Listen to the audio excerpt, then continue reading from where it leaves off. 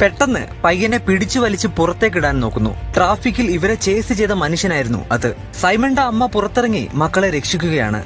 Door അടച്ച് അകത്ത് കയറാൻ അവരോട് പറയുന്നു. അങ്ങനെ ആ അമ്മ താഴേക്ക് വീഴുകയാണ്. ഹൃദയം തകർന്ന് അവർ കരയുന്നു. അങ്ങനെ സൈമൺ അവളുടെ അനിയനെ പൊന്നുപോലെ നോക്കി വളർത്തുകയാണ്.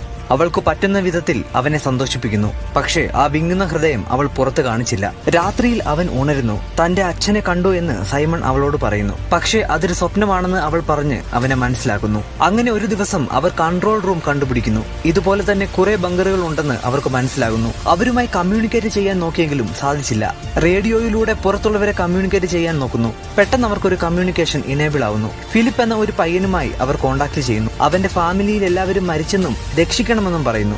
പെട്ടെന്ന് തന്നെ ആ കമ്മ്യൂണിക്കേഷനും ലോസ്റ്റ് ആവുന്നു. ലോകത്തിനെ രക്ഷിച്ചതിനു ശേഷം അച്ഛൻ തിരിച്ചു വരുമെന്ന് സഹോദരനെ പറഞ്ഞ് മനസ്സിലാക്കുന്നു. അങ്ങനെ ദിവസങ്ങൾ കടന്നു. മാസങ്ങളായി, വർഷങ്ങൾ കഴിഞ്ഞിരിക്കുന്നു.